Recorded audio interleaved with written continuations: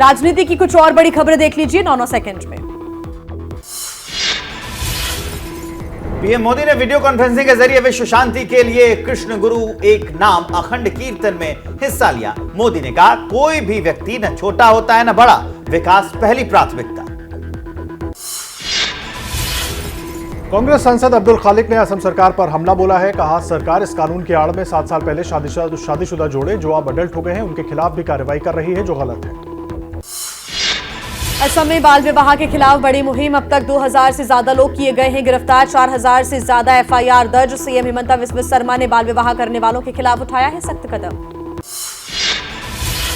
आज श्रीलंका का 75वां स्वतंत्रता दिवस। विदेश राज्य मंत्री वी मुरलीधरन आज श्रीलंका के 75वें स्वतंत्रता दिवस समारोह में भारत का प्रतिनिधित्व करेंगे।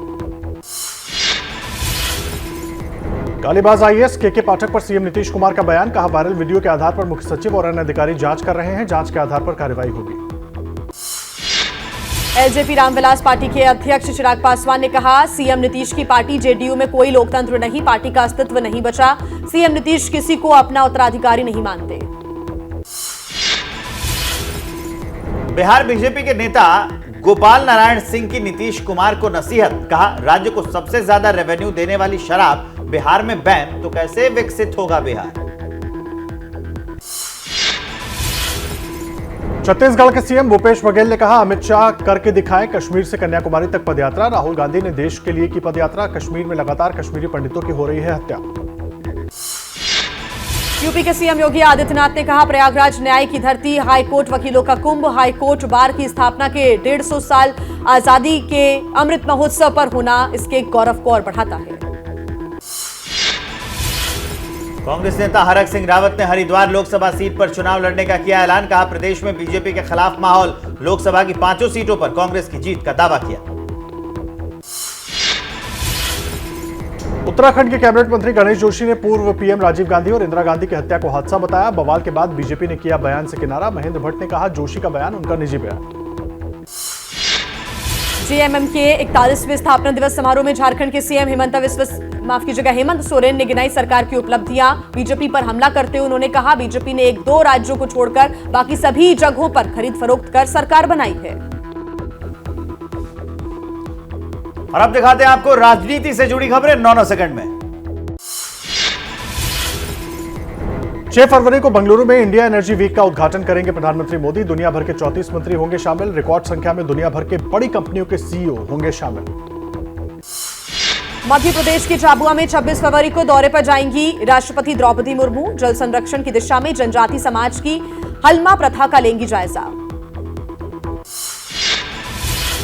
त्रिपुरा में बीजेपी के चुनावी अभियान की शुरुआत हो गई। गोमती में पार्टी कार्यकर्ता के घर पहुंचे बीजेपी अध्यक्ष जेपी नड्डा। पार्टी वर्कर के घर पर दोपहर का भोजन किया। मध्य प्रदेश के मुख्यमंत्री शिवराज सिंह चौहान ने दी सौगात। मुख्यमंत्री जनसेवा अभियान के तहत बांटे पत्र और मुख्यमंत्री किसान कल्याण योजना के तहत दी सहायता राशि।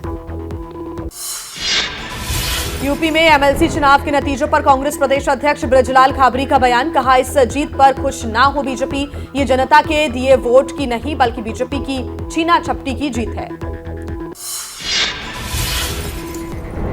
यूपी के रामपुर में एसपी नेता अहमद मुन्ना ने आजम खान के खिलाफ खोला मोर्चा। आजम खान को समाजवादी पार्टी से बाहर करने की मांग की। कहा, आजम ने पार्टी को लिमिटेड कंपनी बना दिया है।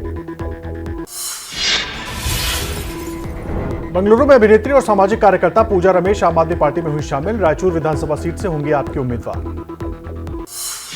त्रिपुरा के अगरतला में बीजेपी की विजय संकल्प रैली। जेपी नड्डा ने भरी हुंकार। नड्डा ने कहा, डबल इंजन सरकार में इन 5 सालों में विकास पथ पर है त्रिपुरा। मोदी सरकार में भ्रष्टाचार खत्म हुआ। हरियाणा के सीएम मनोहर लाल खट्टर ने ओल्ड पेंशन योजना की आलोचना की। कहा, पुरानी पेंशन योजना लागू हो तो देश 2030 तक कंगाल हो जाएगा। एसपी अध्यक्ष अखिलेश यादव के काफिले में हादसा। अखिलेश के काफिले की गाड़ियां आपस में टकरा गई। हरदोई जाते वक्त हादसा हुआ। हादसे में कई लोगों के घायल होने की खबर। पंजाब में कांग्रेस ने कैप्टन अमरिंदर सिंह की पत्नी परिणीत कौर को पार्टी से निलंबित किया। बीजेपी की मदद का लगाया आरोप। कांग्रेस की अनुशासन समिति ने कारण बताओ नोटिस जारी कर 3 दिन में जवाब मांगा है। महाराष्ट्र के सीएम एकनाथ शिंदे के कार्यक्रम में किसानों का हंगामा। अलग विदर्भ राज्य की मांग की। शिवसेना नेता संजय राउत ने केंद्रीय मंत्री नारायण राणे को मानहानि का नोटिस भेजा। राउत ने कहा, मुझ पर झूठे आरोप लगाए गए, राणे आरोप साबित करें, नहीं तो माफी मांगे। पौंडीचेरी में डीएम के विधायकों का अनोखा प्रदर्शन। डीएम के विधायक स्कूल की ड्रेस पहनकर सदन में पहुंचे। विधायकों ने कहा, स्कूल में अब तक क्यों नहीं बांटी गई यूनिफॉर्म। क्या मजबूरी है मेरी, बताइए। मैं अभी आपको बताती हूँ कि मैंने ओए होए होए होए नमकीन के चटकारे लेते हुए टकटकी मार के डिबेट शो को पॉज रिपीट कर करके देख रहे हैं जोगिंदर जी। इनकी तरह आप भी देखें अपनी फेवरेट डिबेट्स को रिपीट कर और डाउनलोड कीजिए एबीपी लाइव ऐप अपने स्मार्ट टीवी पर।